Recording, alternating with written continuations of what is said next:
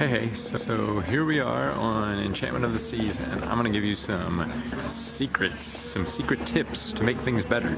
Let's get started. Starting low on the ship and working our way up, in the main dining room you can get multiple starters and desserts. They'll even give you some to take back to your room, if you ask nicely. It seems like the food on smaller ships tends to get reviewed better than on the larger ships. That may be because they're making food in smaller batches. They're still making it for thousands of people, but instead of 4 or 5,000 people, it might be 2 or 3,000, and the food tends to turn out a little better, I think, on average.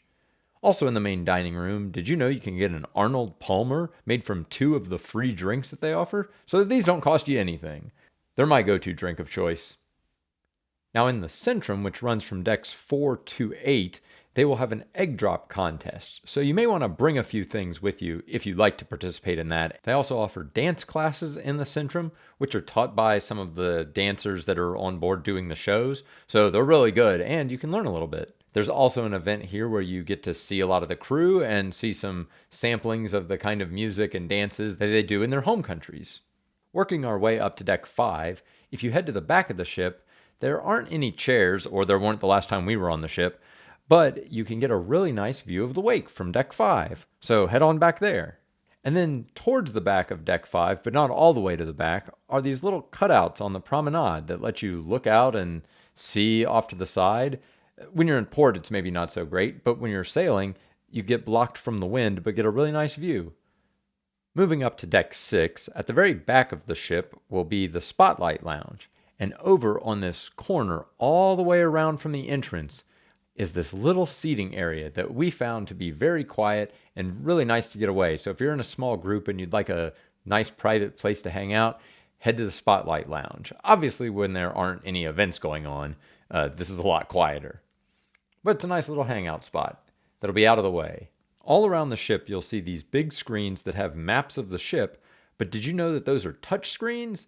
You can actually tap on them and see where the closest restroom is or what some things going on around the ship are.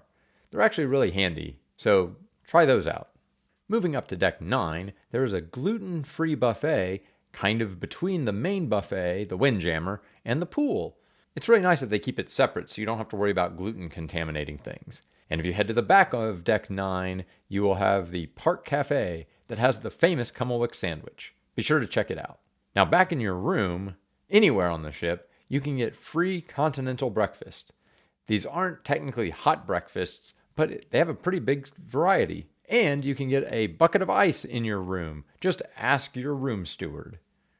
We kept our drinks cold this way because the fridge isn't always that reliable. If the weather's nice, be sure to check out the Movies by the Pool. They put in a nice big screen a few years ago, and they show relatively recent movies. Enchantment of the Seas isn't the biggest ship in the Royal Caribbean fleet, and so it may not have as many secrets as some of the bigger ones like Allure or Harmony. I have videos with dozens of secrets about those ships, from where to eat, the kind of shows to go see, and several more room hacks. So be sure to check those videos out. And there are reviews of shore excursions, port guides, and even some activities on board. Be sure to like and subscribe, and we'll secret you later.